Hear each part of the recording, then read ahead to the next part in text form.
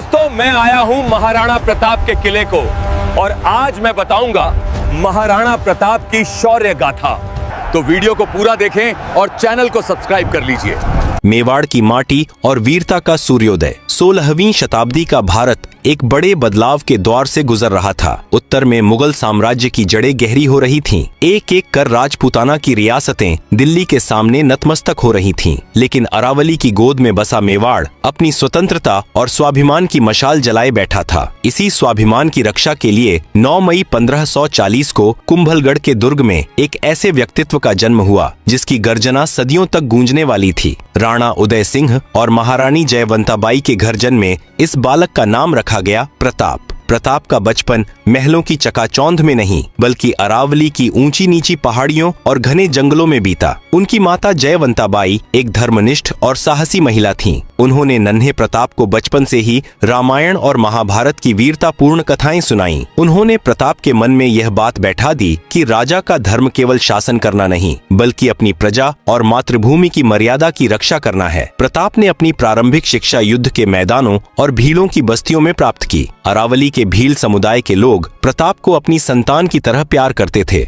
और उन्हें स्थानीय भाषा में कीका कहकर पुकारते थे। भीलों के साथ रहते हुए प्रताप ने सीखा कि दुर्गम पहाड़ों में कैसे लड़ा जाता है, कैसे गुप्त रास्तों का इस्तेमाल किया जाता है और कैसे कम संसाधनों में भी शत्रुओं के छक्के छुड़ाए जा सकते हैं। यही वह समय था जब प्रताप ने अपनी वह सैन्य शक्ति तैयार की जो आगे चलकर मुगलों के खिलाफ उनकी सबसे बड़ी ताकत बनी। प्रताप का भील साथियों के साथ यह अटूट रिश्ता जाति पाति से ऊपर उठकर राष्ट्रभक्ति की मिसाल बन गया। 1567 का वह वर्ष मेवाड़ के इतिहास में काला अध्याय बनकर आया। मुगल सम्राट अकबर की नजरें मेवाड़ के गौरव चित्तौड़गढ़ पर टिकी थीं। अकबर जानता था कि दिल्ली से गुजरात और मालवा तक के व्यापारिक मार्ग मेवाड़ के रास्ते से ही गुजरते हैं और जब तक मेवाड़ आजाद है उसका सपना अधूरा है। अकबर ने एक विशाल सेना के साथ चित्तौड़गढ़ को घेर लिया। राणा उदय सिंह ने मंत्रियों की सलाह पर किले की रक्षा का भार जयमल राठौड़ और पत्ता सिसोदिया जैसे वीरों को सौंपा और खुद अरावली की पहाड़ियों में चले गए ताकि मेवाड़ की शक्ति को संगठित रखा जा सके। उस युद्ध में चित्तौड़ ने वह भयावह मंजर देखा जो इतिहास कभी नहीं भुला सकता। जयमल और पत्ता ने अंतिम सांस तक लोहा लिया लेकिन अंततः विजय मुगलों की हुई। किले के भीतर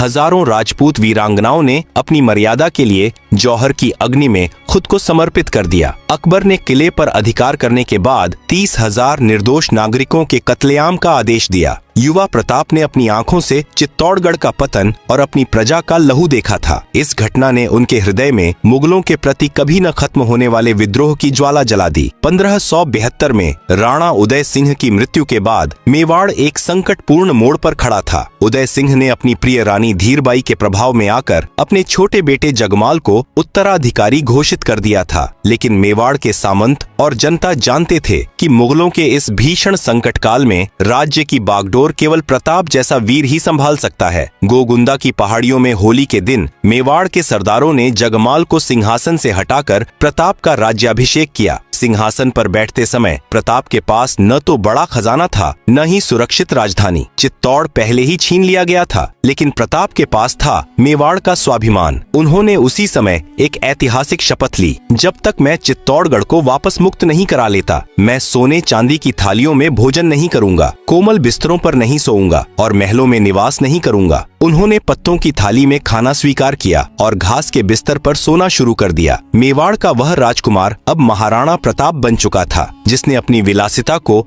मातृभूमि की स्वतंत्रता के लिए त्याग दिया था। अब प्रताप के सामने एक तरफ अकबर की विशाल कूटनीतिक चालें थीं और दूसरी तरफ अपनी बिखर चुकी सेना को एकजुट करने की चुनौती। महाराणा प्रताप के सिंहासन पर बैठने के बाद दिल्ली के सम्राट अकबर के लिए मेवाड़ मात्र एक राज्य नहीं बल्कि एक चुनौती बन गया था। अकबर की नीति स्पष्ट थी, साम दाम दंड भेद। वह युद्ध से बचना चाहता था क्योंकि उसे पता था कि राजपूतों से लड़ना मुगल खजाने और सेना के लिए भारी पड़ सकता है। अकबर ने कूटनीति का सहारा लिया और 1572 से 1576 के बीच एक के बाद एक 4 राजदूत मेवाड़ भेजे। सबसे पहले जलाल खां कोरची गया, फिर आमेर के राजा मानसिंह, उसके बाद राजा भगवंत दास और अंत में राजा टोडरमल। अकबर का प्रस्ताव सीधा था, प्रताप मुगल अधीनता स्वीकार कर लें। बदले में उन्हें पूरा सम्मान और आधा हिंदुस्तान दिया जाएगा। लेकिन प्रताप के लिए स्वतंत्रता सौदेबाजी की वस्तु नहीं थी। उन्होंने हर बार एक ही जवाब दिया, मेवाड़ कभी तुर्कों के सामने नहीं झुकेगा। इतिहास की सबसे चर्चित घटनाओं में से एक तब घटी जब कुंवर मानसिंह दूसरी कूटनीतिक यात्रा पर उदयपुर पहुंचे। महाराणा प्रताप ने उनके स्वागत में उदय सागर झील के पाल पर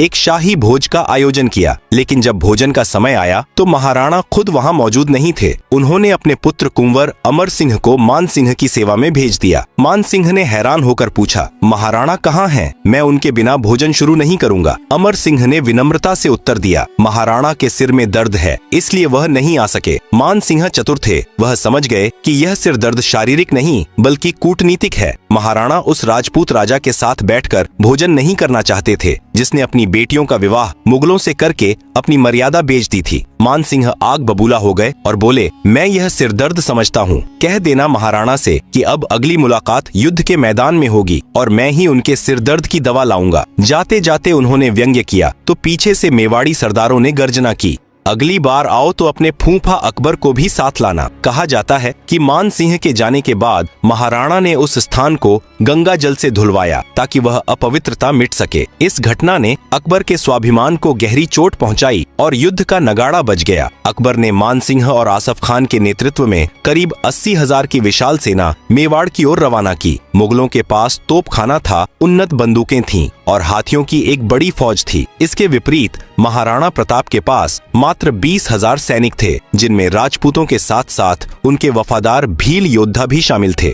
महाराणा प्रताप जानते थे कि मैदानी इलाकों में मुगलों की विशाल सेना को हराना असंभव है, इसलिए उन्होंने अपनी दूरदृष्टि का परिचय देते हुए युद्ध के लिए एक ऐसी जगह चुनी जो भूगोल और रणनीति का संगम थी, हल्दी घाटी। यह अरावली पहाड़ियों के बीच एक बहुत ही संकरा दर्रा था, जहाँ की मिट्टी हल्दी जैसी पीली थी। यह दर्रा इतना संकरा था कि एक समय में यहाँ से केवल कुछ ही सैनिक या एक हाथी गुजर सकता था। प्रताप की रणनीति स्पष्ट थी, संख्या बल को बेअसर करना। संकरे दर्रे में मुगलों की 80,000 की भीड़ किसी काम की नहीं रह जाती। वहाँ वीरता की जरूरत थी, न कि केवल संख्या की। तोप खाने का काट मुगलों के पास भारी तोपें थीं, लेकिन हल्दी घाटी की ऊंची नीची पहाड़ियों और संकरी गलियों में उन भारी तोपों को लाना असंभव था। महाराणा ने मुगलों का सबसे बड़ा हथियार उनसे बिना लड़े ही छीन लिया, भील योद्धाओं का प्रहार। महाराणा ने पहाड़ियों की चोटियों पर राणा पुंजा भील के नेतृत्व में अपने धनुर्धरों को तैनात किया। भील योद्धा पत्थरों और जहरीले तीरों से लैस थे, जो ऊपर से मुगलों पर काल बनकर टूटने वाले थे। इस युद्ध की एक और खास बात यह थी कि जहां अकबर की मुगल सेना का नेतृत्व एक हिंदू मानसिंह कर रहा था, वहीं महाराणा प्रताप की सेना के हरावल दस्ते का नेतृत्व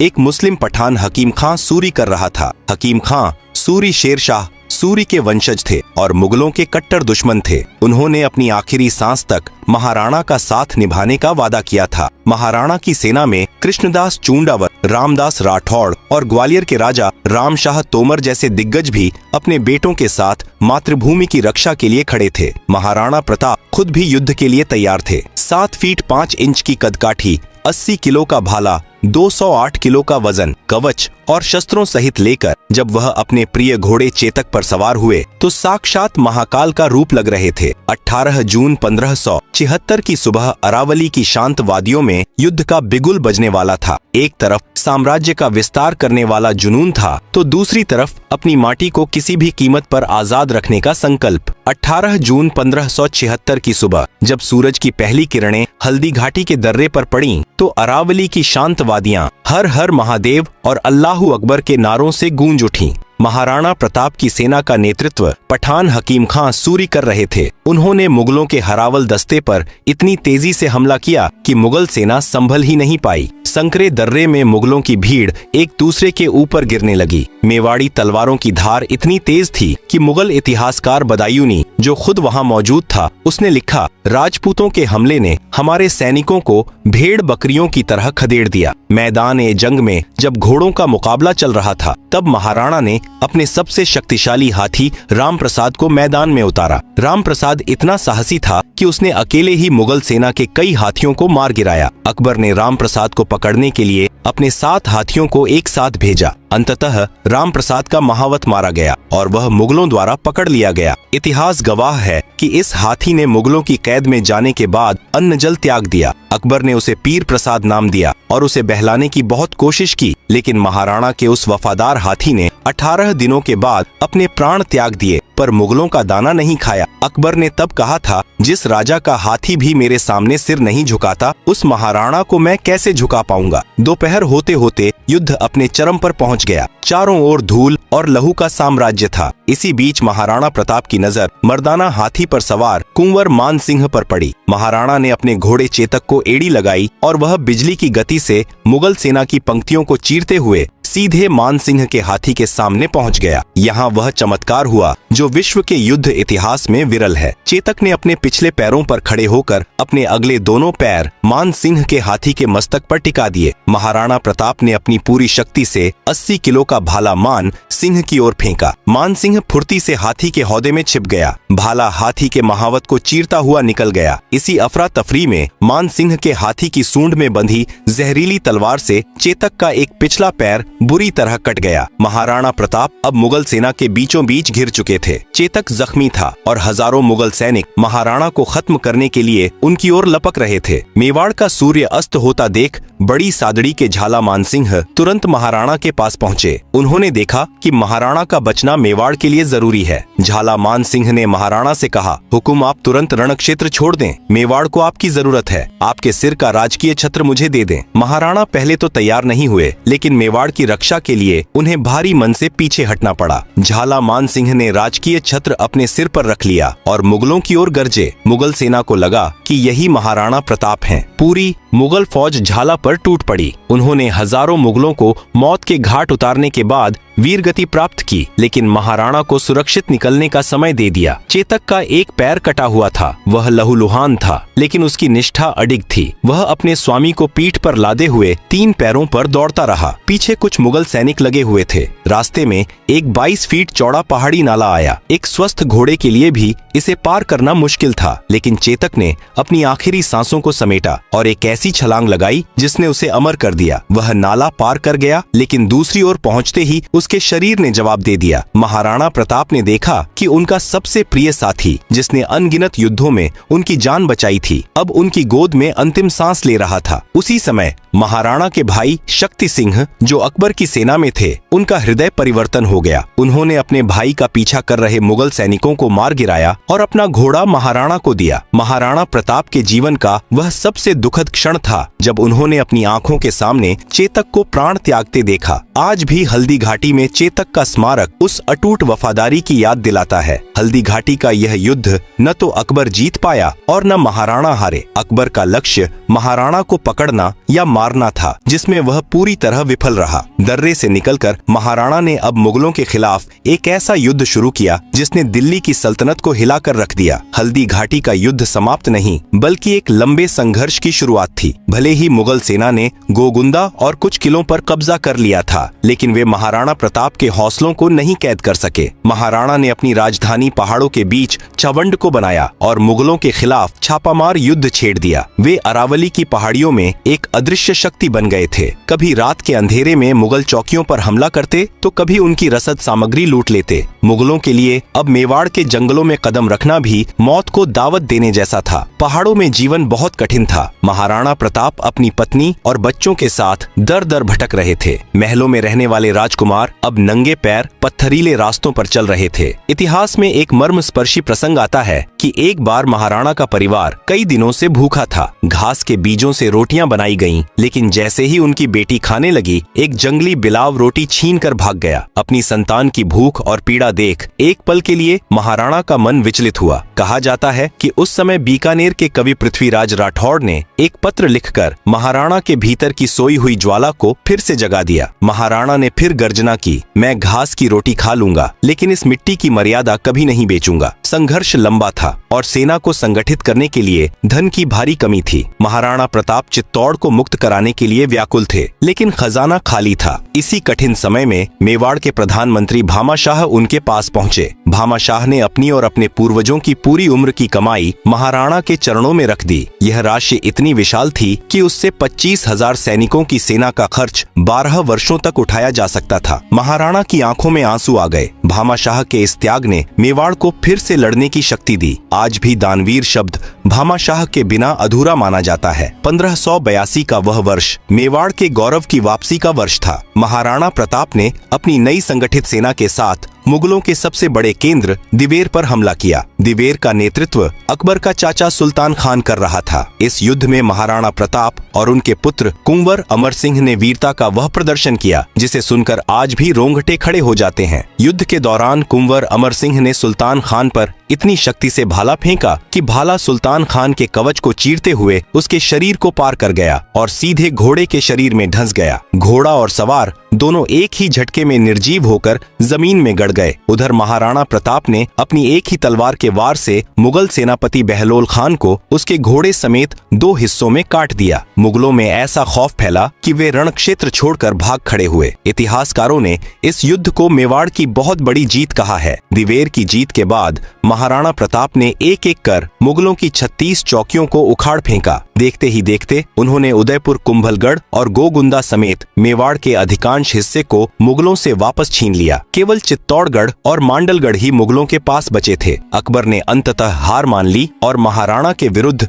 अभियान भेजना बंद कर दिया। महाराणा ने चावंड में शांति स्थापित की और वहां कला, कृषि और मंदिरों का विकास कराया। 19 जनवरी 1597 को चावंड के जंगलों में शिकार के दौरान धनुष की डोर खींचते समय महाराणा को गहरी चोट लगी। 56 वर्ष की आयु में मेवाड़ का वह सूर्य अस्त हो गया। अपनी मृत्यु के समय उन्होंने अपने पुत्र अमर सिंह और सामंतों से वचन लिया कि जब तक चित्तौड़ आजाद नहीं हो जाता वे चैन से नहीं बैठेंगे। जब महाराणा प्रताप की मृत्यु का समाचार अकबर के पास पहुंचा तो वह एक पल के लिए सन्न रह गया। वह दरबार जहां हमेशा जीत का जश्न मनाया जाता था वहां सन्नाटा पसर गया। अकबर की आंखों से आंसू निकल आए। उसने भारी मन से कहा, ऐ प्रताप, तू जीत गया। तूने कभी अपने घोड़े पर शाही दाग नहीं लगने दिया। तूने कभी अपनी पगड़ी मुगलों के सामने नहीं झुकाई। तू वाकई में एक मर्द था। अकबर के दरबारी कवि दुर्सा आढ़ा ने अकबर के सामने ही महाराणा की प्रशंसा में कविता पढ़ी और अकबर ने उसे इनाम दिया। यह इतिहास की सबसे बड़ी कूटनीतिक और नैतिक जीत थी। महाराणा प्रताप केवल एक राजा नहीं बल्कि एक विचार हैं। उन्होंने दुनिया को सिखाया कि स्वतंत्रता से बड़ी कोई पूंजी नहीं और स्वाभिमान से बड़ा कोई गहना नहीं। वे आज भी हर उस व्यक्ति के आदर्श हैं जो अन्याय के खिलाफ सर उठाकर लड़ना जानता है। अरावली की पहाड़ियों में आज भी चेतक की टापों और महाराणा की तलवार की खनक महसूस की जा सकती है। जब तक हिंदुस्तान का इतिहास रहेगा, महाराणा प्रताप का नाम सुनहरे अक्षरों में चमकता रहेगा। मेवाड़ की जय। महाराणा प्रताप अमर रहें।